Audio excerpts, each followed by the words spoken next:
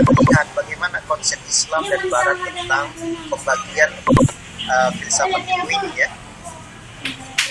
Apakah sama atau beda?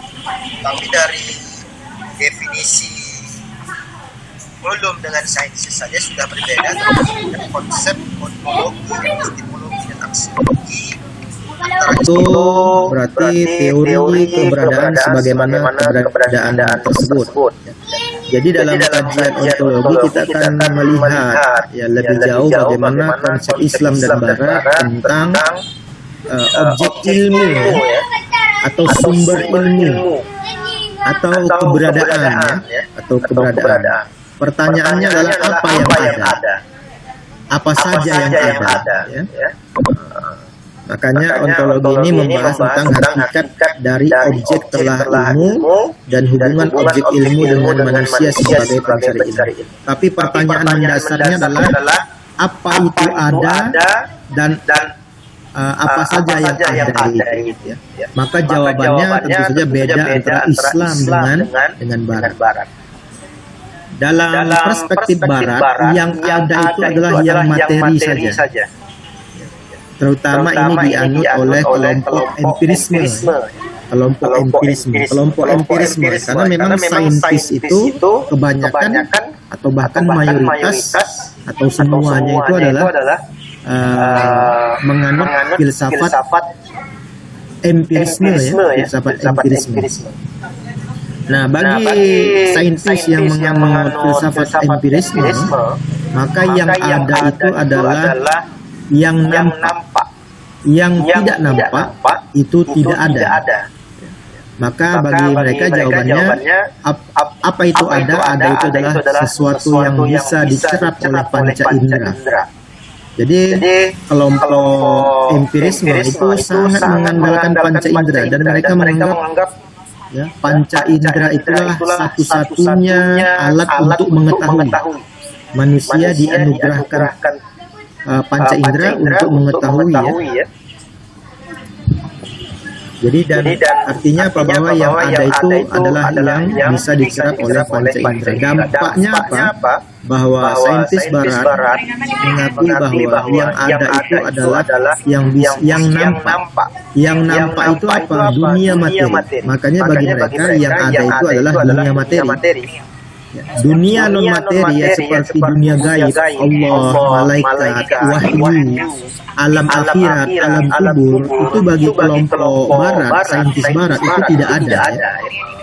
Karena yang ada bagi mereka adalah yang ada itu hanya yang bisa diserap oleh indera manusia. Yang ada itu adalah yang nampak, sementara yang tidak nampak, tidak bisa dicerap panca indera, berarti keberadaannya diragukan.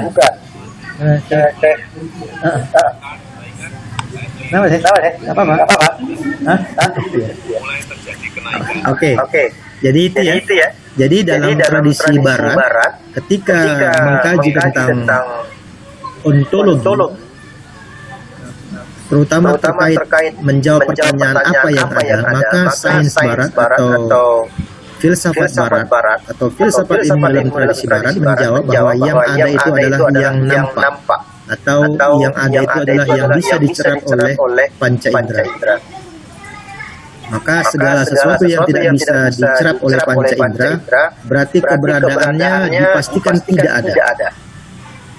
Sekadar contoh, tentu saja Tuhan tidak bisa dicerap oleh mata, tidak bisa dicerap oleh panca indera. Makanya bagi Barat Tuhan itu tidak ada.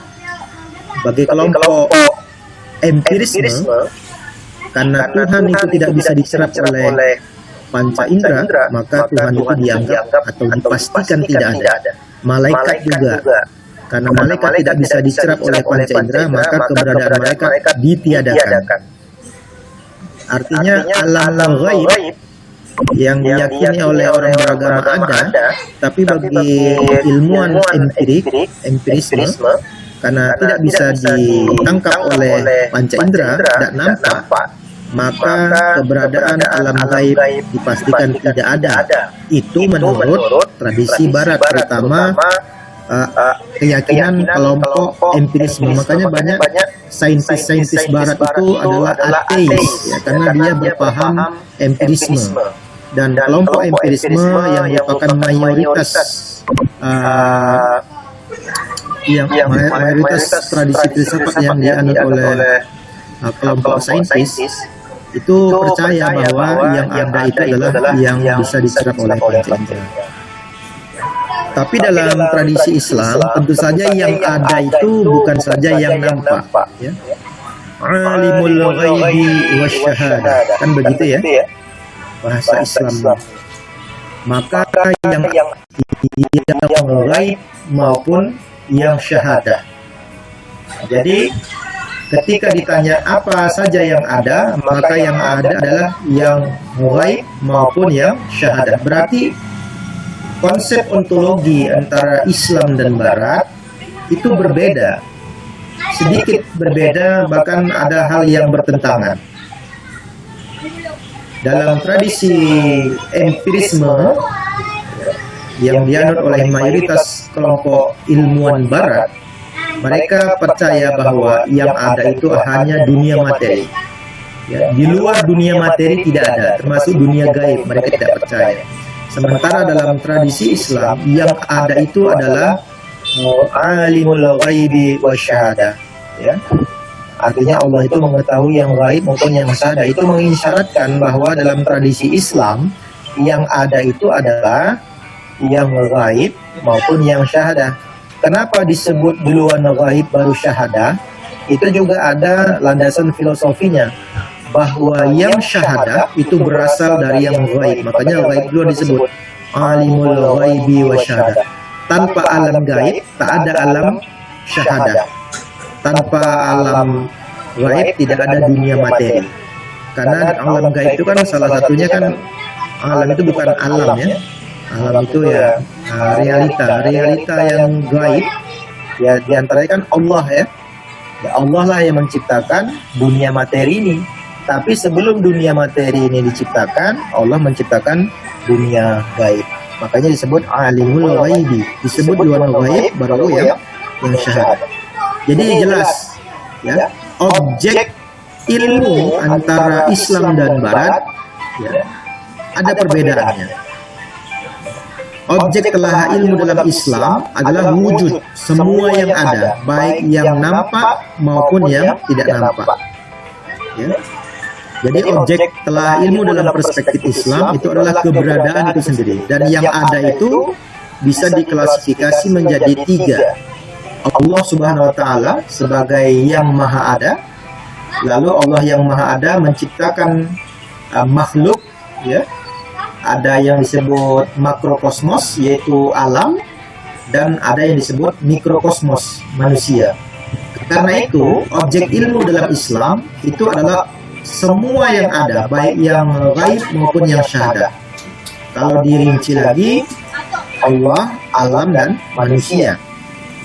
Alam itu ada alam gaib dan ada alam syahadah, alam materi. Kalau objek telah ilmu dalam tradisi Barat, karena mereka hanya percaya dunia materi dan di luar dunia materi tidak ada, maka objek telah ilmu bagi mereka hanyalah alam materi. Makanya sains itu kan objek kajiannya adalah fisik ya, physical world ya, physical world. Jadi beda ya, dari ini salah satu item kajian ontologi ya, objek ilmu. Apa saja objek ilmu itu? Dunia Islam, tradisi Islam menyatakan bahwa objek ilmu adalah segala yang ada, karena pengertian ilmu tadi adalah pengetahuan tentang segala yang ada. Jadi semua yang ada itu bisa yang gaib, bisa yang syahadah. Makanya Allah, alam, dan manusia adalah objek telaah ilmu. Kalau dalam perspektif Barat, ya, bahwa yang ada itu adalah hanya yang bersifat material atau dunia ini saja, alam semesta ini saja, maka bagi mereka objek ilmu itu hanya alam semesta, alam materi. Nah, itu kajian ontologi perspektif Islam dan Barat. Jadi beda.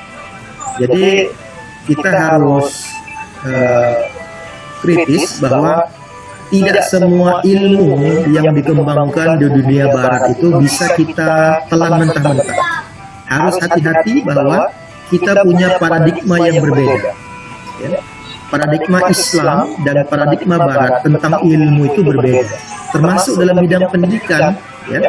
Konsep Islam tentang pendidikan tentu berbeda dengan konsep Barat tentang pendidikan. Kenapa? Karena konsep objek telah ilmunya berbeda.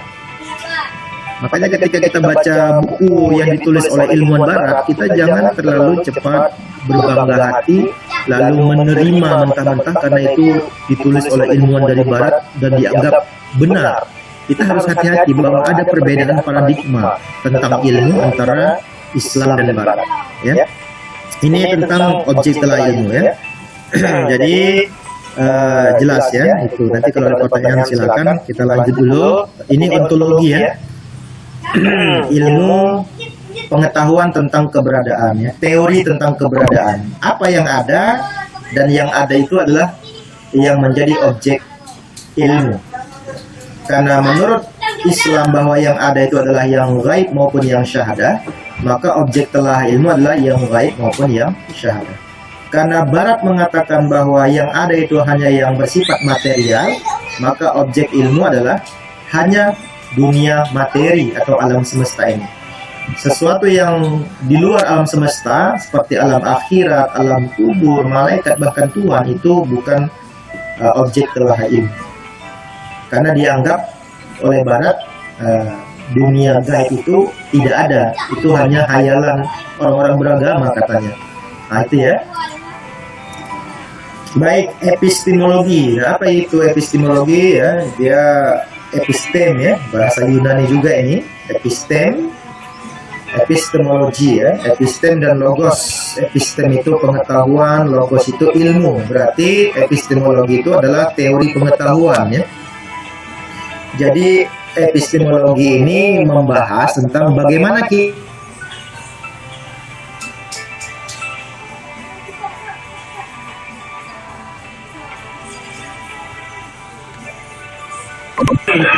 dengan mengkaji Nabi.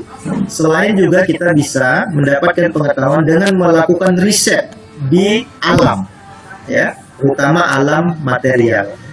Jadi sebenarnya ilmu pengetahuan itu sudah ada, sudah Allah limpahkan, ya, tinggal kita menggalinya.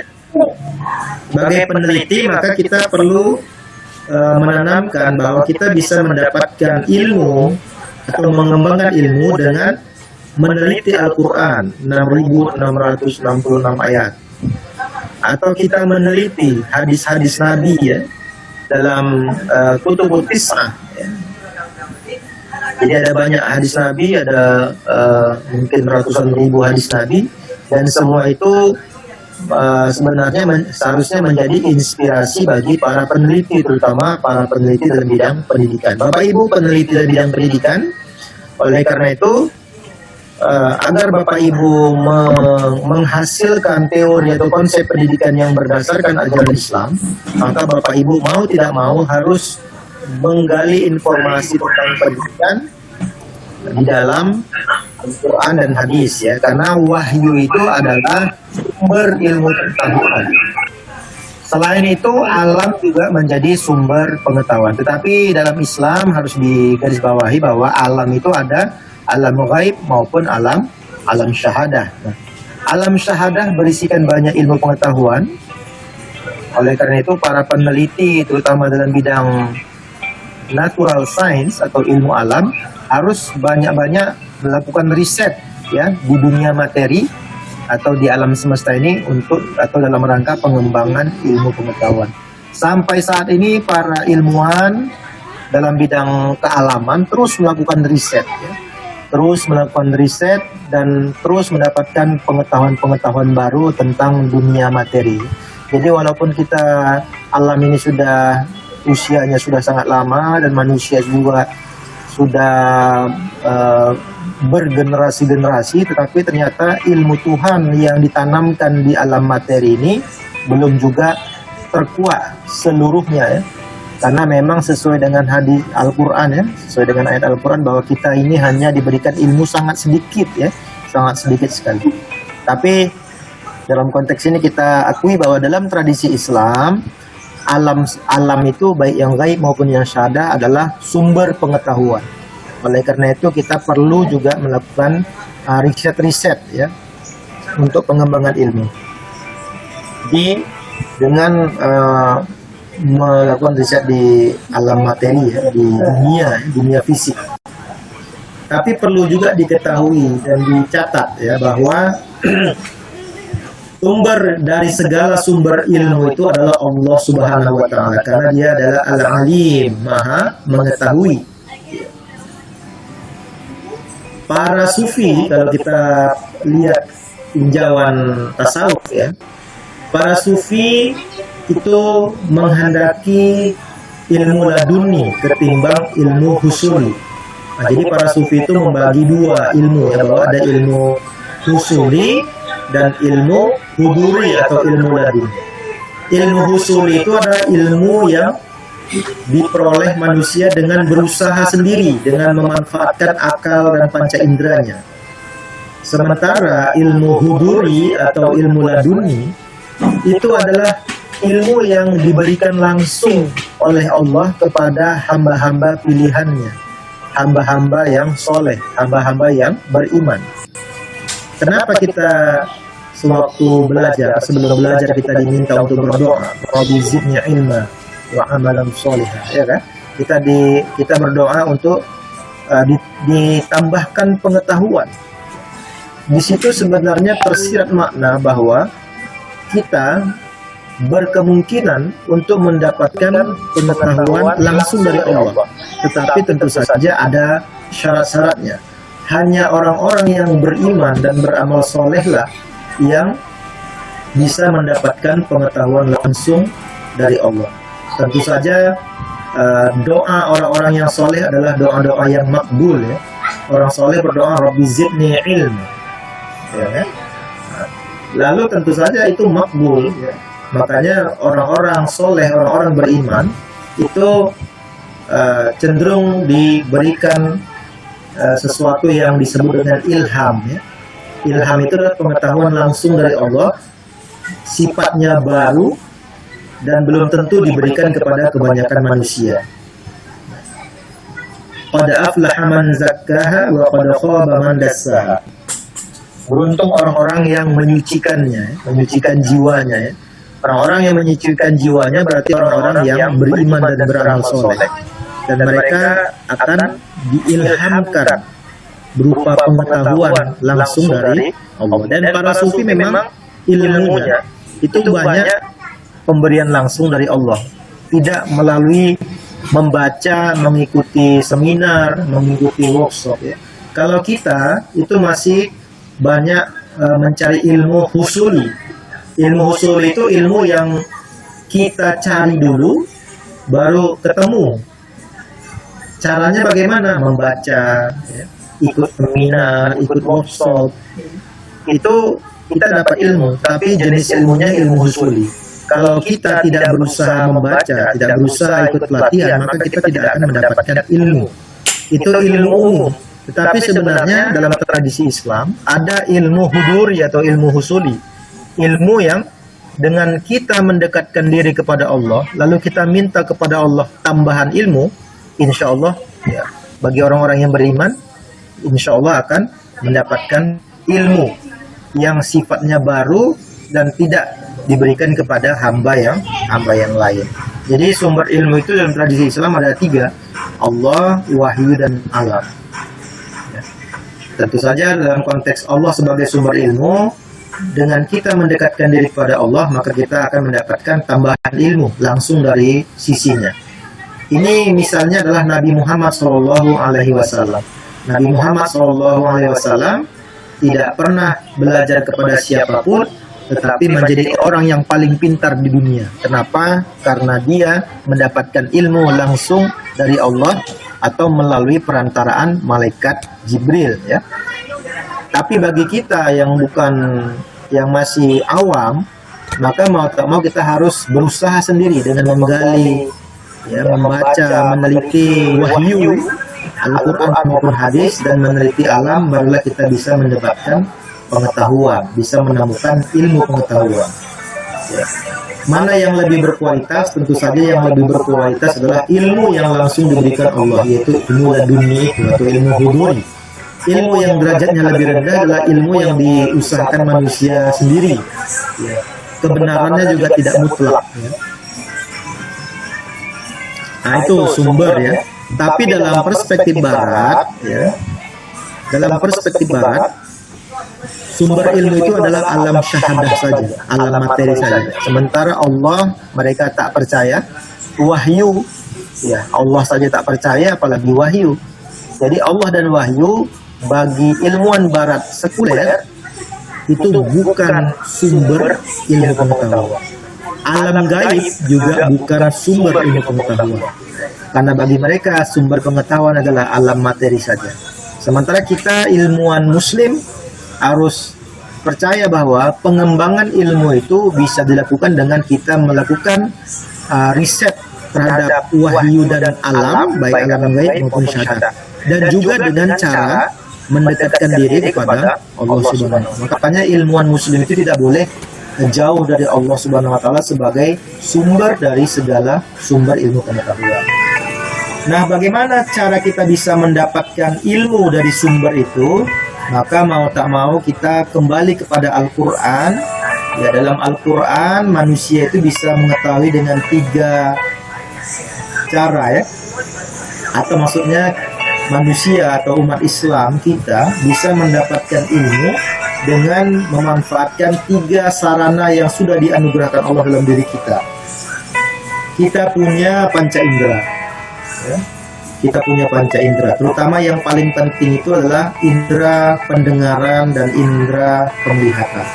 Manusia yang tidak berfungsi indera penglihatannya dan indera pendengarannya sejak kecil, itu dia tidak akan bisa mendapatkan pengetahuan atau banyak pengetahuan. Dia butuh bantuan orang lain untuk bisa mengetahui kalau memang sejak kecil dia tidak bisa memfungsikan indera penglihatannya dan indera pendengarannya. Jadi pendengaran dan penglihatan itu panca indera yang paling penting dalam rangka manusia mendapatkan pengetahuan. Makanya yang dimintai pertanggungjawaban itu kan pendengaran dan penglihatan kalau kita lihat dalam Al-Quran. Selain panca indera, manusia juga dianugerahi akal. Dengan akalnya dia bisa mendapatkan pengetahuan. Yang ketiga itu bukan hari ya, tapi hati ya. Qalbun. Juga alat untuk mengetahui. Kita bisa lihat Al-Ghazali ya, Imam Al-Ghazali sangat mengedepankan penyucian hati dalam rangka mendapatkan pengetahuan yang hakiki ya. Nah, kalau kita lihat dalam tradisi barat, ya barat itu hanya percaya bahwa hanya panca indera yang bisa diandalkan untuk mendapatkan pengetahuan. Makanya bagi mereka, karena mereka hanya menggunakan panca indera, maka mereka hanya bisa hanya mempercayai bahwa yang ada itu adalah yang nampak. Yang tidak nampak panca indera itu tidak ada. Implikasinya sangat luas ya kalau kita hanya menggunakan panca indera sebagai satu-satunya sarana untuk memperoleh ilmu. Tapi dalam Islam ada trio sarana memperoleh ilmu, panca indera, akal dan hati. Ketiga-tiganya harus dimanfaatkan secara maksimal. Kita tidak hanya bisa mengandalkan panca indera kita, mata kita atau pendengaran kita untuk mendapatkan ilmu. Kalau kita hanya mengandalkan panca indera, tentu pengetahuan kita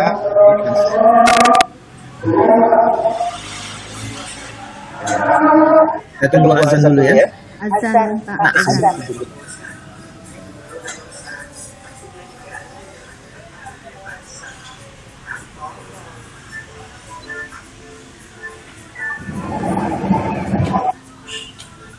Jangan ngebanyakin ngebucin bro, ntar udah bodoh, tambah bodoh lagi.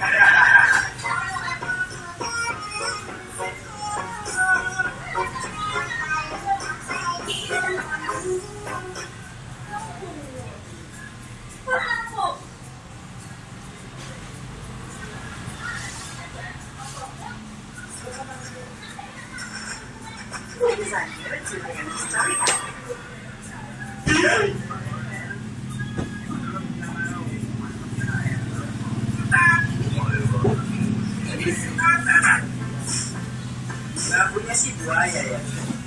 Ada cewek lewat aja lu. Canda dulu.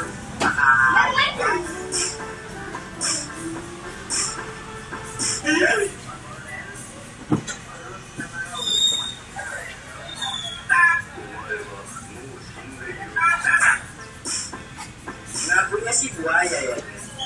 Ada cewek lewat aja lu. Canda dulu.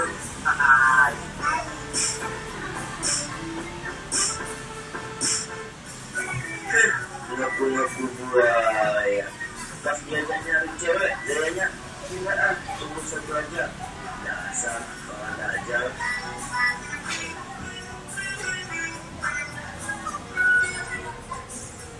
Rumah waktu merah, bapak. Lempar balik ke rumah bapakku. Kena pula adikku. Jangan ngaku-ngaku buaya lawan tanganku. Kalau mau dari rumah ya dari rumah.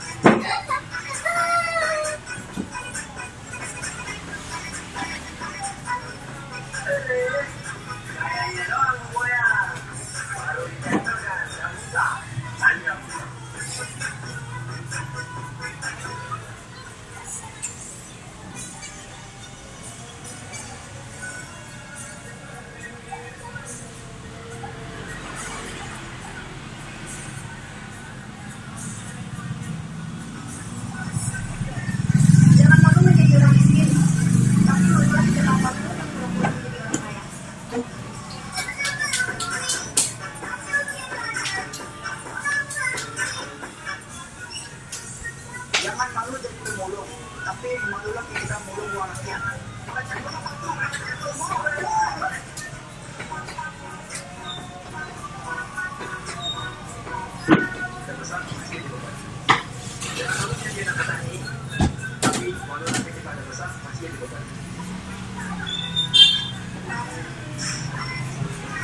Itu dari manusia, tapi malulah ketika kamu manusia.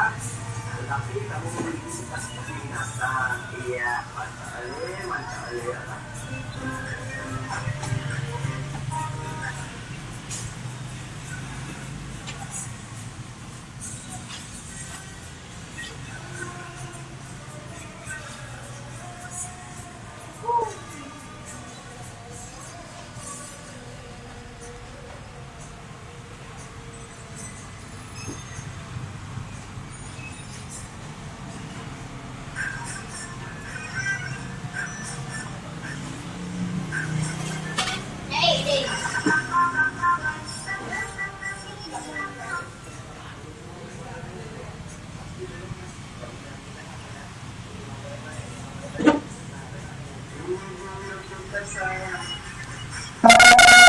Baik, Bapak Ibu, kita lanjutkan sedikit lagi ya. Atau mau sholat dulu gimana? Sebenarnya sedikit lagi nih. Sekitar 15 menit lagi nggak sampai. Kita lanjut aja ya. Lanjut aja. Ya. Baik,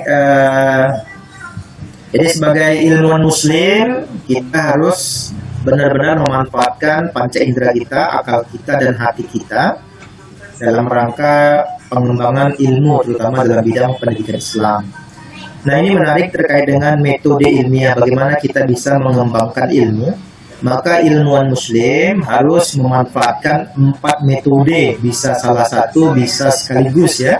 Ada metode bayani yang pertama, yang kedua metode tajribi, yang ketiga metode burhani, yang keempat metode irfani ya. Metode bayani itu adalah kita mencari pengetahuan, mengembangkan pengetahuan dengan memanfaatkan informasi yang diberikan Allah melalui Al-Quran dan informasi yang diberikan Nabi Muhammad melalui hadis ya. Jadi Bapak Ibu bisa mengembangkan teori manajemen pendidikan Islam dengan menggunakan metode bayani ya. Jadi kita bisa melihat bagaimana perspektif Al-Quran atau perspektif hadis atau perspektif para mufassir atau perspektif para muhaddis tentang ayat atau hadis yang berkenaan dengan manajemen ya. Manajemen pendidikan. Jadi ini cenderung bersifat normatif. Kita menemukan teori besar tentang pendidikan, terutama manajemen pendidikan, dengan melihat di dalam Al-Quran dan hadis. Nah, ini disebut dengan metode bayani. Bapak Ibu bisa melakukan riset ya, untuk menemukan teori-teori manajemen pendidikan dalam Al-Quran maupun hadis. Atau Bapak Ibu bisa mengembangkan metode tajribi ya. Metode tajribi ini adalah metode saintifik ya, metode yang kalau di dunia barat disebut metode ilmiah ya. Metode tajribi inilah yang metode yang digunakan oleh para ilmuwan, baik ilmuwan alam maupun ilmuwan sosial. Metode tajribi ini mengandalkan observasi dan eksperimen. Nah, ini yang disebut dengan penelitian lapangan ya. Jadi kita bisa menemukan pengetahuan dalam bidang manajemen pendidikan dengan menggunakan metode tajribi, di mana kita melakukan riset di lapangan ya. Atau juga kita bisa menggunakan metode burhani ya. Metode burhani itu adalah metode rasional ya. Kita menggunakan teori-teori filsafat, terutama filsafat Islam, untuk mensistematisasikan teori-teori dalam bidang manajemen pendidikan. Kita bisa mengutip atau mengembangkan pendapat para ulama dalam berbagai bidang untuk kita susun sebagai teori-teori pendidikan. Jadi memang seyogianya teori-teori pendidikan itu tidak boleh bertentangan dengan penafsiran ulama terhadap Al-Quran maupun hadis. Jadi burhan ini bisa kita gunakan metode filsafat, atau bisa kita juga menggunakan teori-teori yang ditulis oleh para ulama untuk kita jadikan sebagai teori pendidikan ya. Nah, misalnya Al-Ghazali ya, kita bisa saja meneliti bagaimana pemikiran Al-Ghazali dalam bidang pendidikan misalnya. Itu berarti kita menggunakan metode burhani. Kita berupaya untuk menemukan teori pendidikan berdasarkan pendapat para ulama. Itu yang pertama. Yang kedua, kita bisa dalam arti penggunaan metode burhani ini, kita bisa menggunakan metode filosofis untuk menemukan teori-teori baru dalam bidang pendidikan Islam ya. Bisa seperti itu. Yang jelas metode burhani ini adalah metode rasional ya.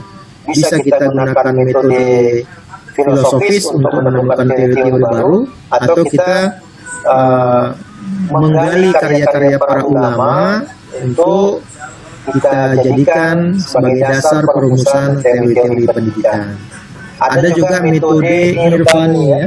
Metode irfani ini adalah metode tazkiyatun nafs yang digunakan oleh para sufi ya.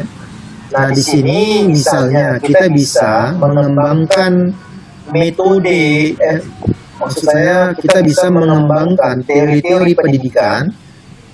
Kita bisa kembangkan teori-teori manajemen pendidikan dengan merujuk kepada pandangan-pandangan para sufi ya, pandangan-pandangan para sufi yang jumlahnya sangat banyak dan karya-karya dalam bidang tasawuf juga sangat banyak.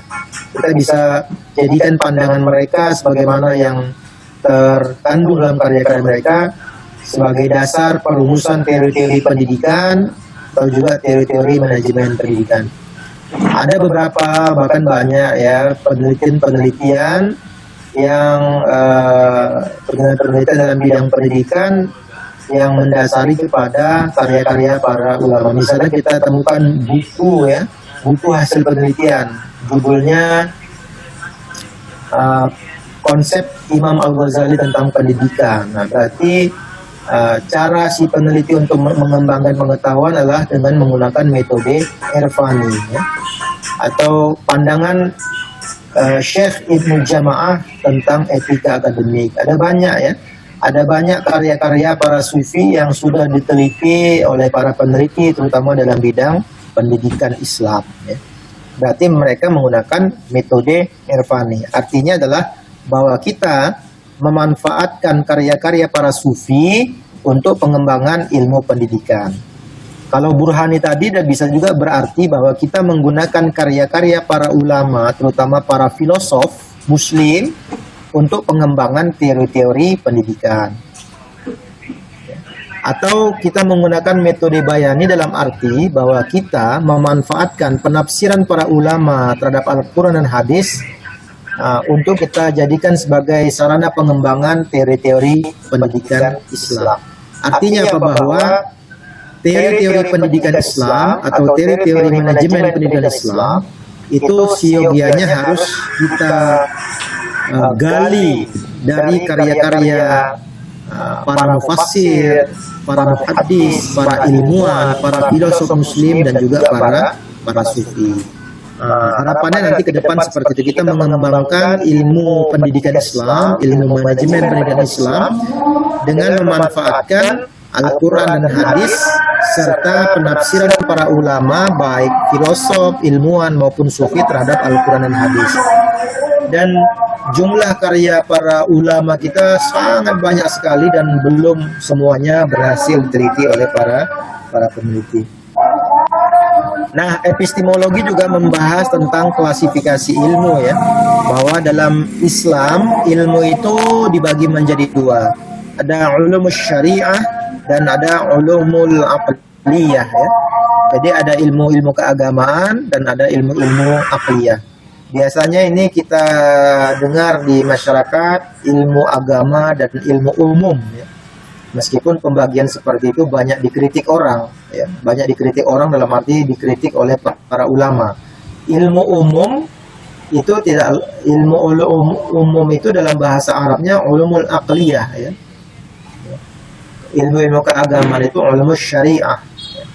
Sebenarnya bagi sebagian ulama ulumul aqliyah itu juga ilmu-ilmu agama ya. Karena ilmu itu kan sangat luas dalam Islam ya, pengertian ilmu. Ilmu itu bukan hanya ilmu agama, ada ilmu aqliyah. Sementara menuntut ilmu itu wajib bagi setiap muslim, hadis Nabi ya. Lalu pertanyaannya ilmu apa? Ya kita lihat, menurut ulama ilmu itu ada dua, ulumul syariah dan ulumul aqliyah. Oleh karena itu yang wajib dipelajari adalah ulumul syariah sekaligus ulumul aqliyah. Karena memang perintah Nabi wajib menuntut ilmu. Sementara para ulama membagi ilmu menjadi dua, ulumul syariah dan ulumul aqliyah. Oleh karena itu antara ilmu agama dan ilmu umum sama-sama wajib hukumnya dipelajari, meskipun satu fardu ain dan yang satu lagi fardu kifayah. Baik, terakhir tentang aksiologi, bahwa dalam pengembangan ilmu pengetahuan kita perlu tahu teori tentang aksiologi ya.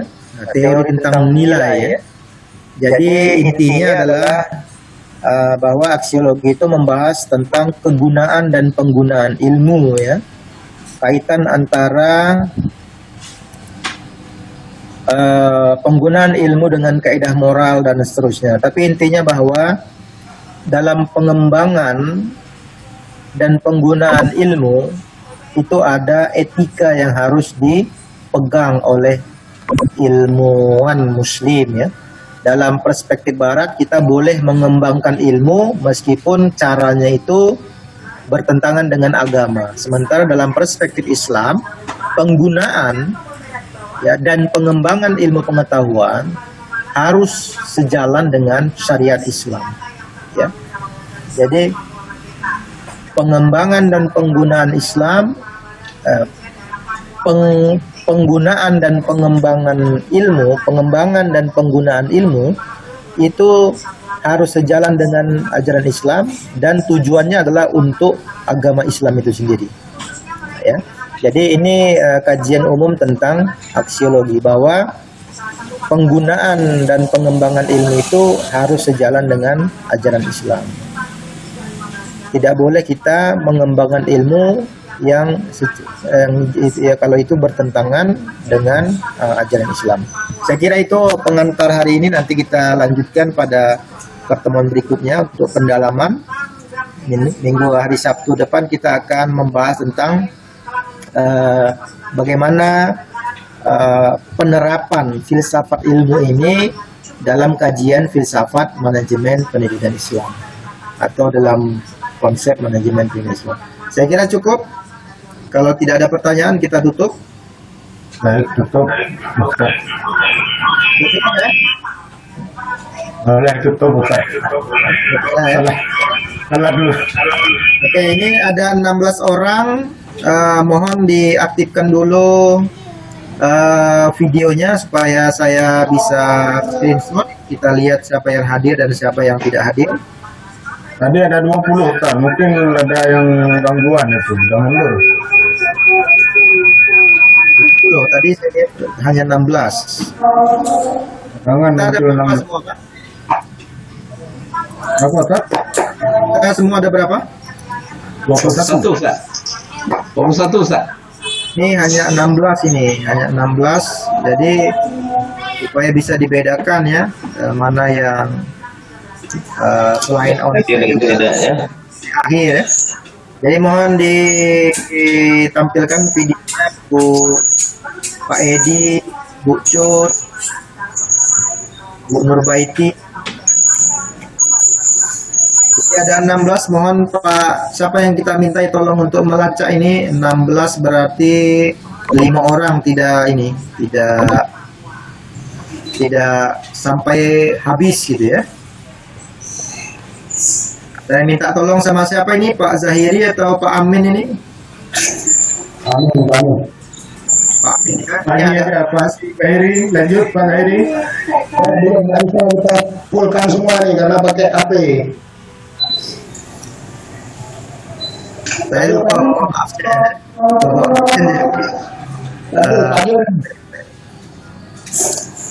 Kita pakai HP nya.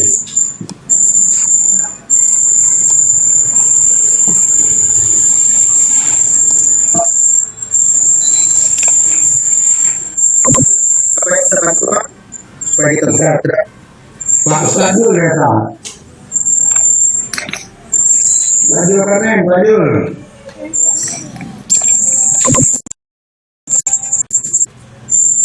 Ini ada 16 ya. Kita WA dulu Pak yang ini ya. Ada 16 dikurang 1 berarti 15. 15 nomor yang belum.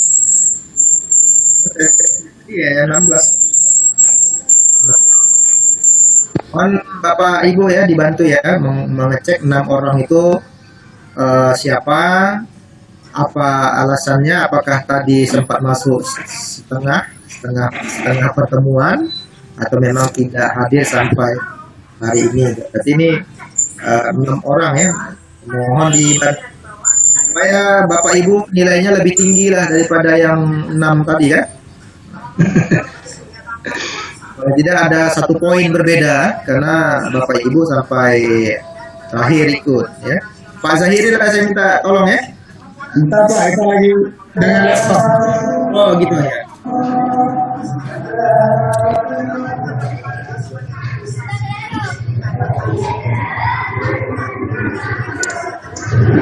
Pak Edi nggak hidup kamera, Pak Zahiri juga nggak hidup. Bocor biasanya nggak hidup. Habis. Pak Jul Kanen, Pak Jul lanjut, Pak Jul. Ah, Pak Jul screenshot Pak Jul. Pak Zahiri yang ada kamera. Kanen, bawa dulu.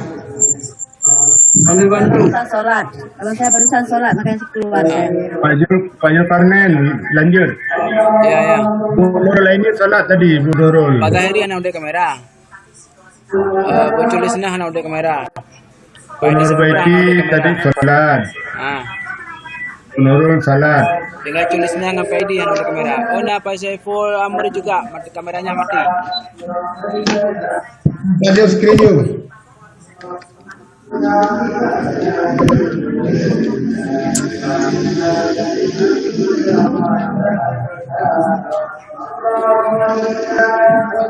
Sudah ketemu Pak 6 orang?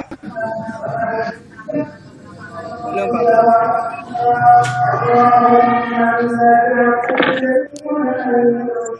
Tadi untuk belajar ada yang lagi sholat tadi Ustaz. Mohon maaf barusan yang di layar saya sudah saya screenshot. Ini total ada 16. Dari tadi memang 16. Bukan Salah Pak. buka video saya. Dia dengan absen video yang dapat apa ke Zoom. Dia buka video tadi di absen. Hadir tuh. Nggak hadirannya. 17 udah 16 lagi. Halo, Abang. Saiful Amri lagi salat. Saiful Amri lagi salat. Udah 17 lagi. Muncul 17. 17 akan muncul. Saiful Amri. Nah, kemudian udah kamera. Saiful Amri lagi salat. Udah itu kamera Saiful Amri. Cut Fatma Hanum. Kameranya masih Dengar kesemayang.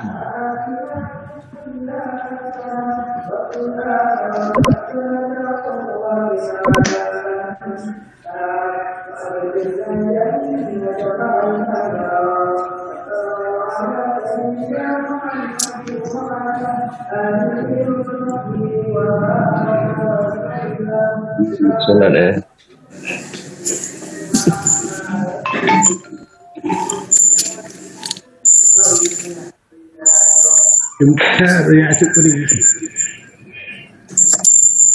Gimana Mbak Min ya? Iya. Oke, Bapak Ibu udah saya screenshot, nama-namanya kan ada di partisipan tuh ya. Nanti saya lihat, saya catat aja nanti di website ya. Terima kasih atas partisipasinya, mudah-mudahan bermanfaat. Tutup dengan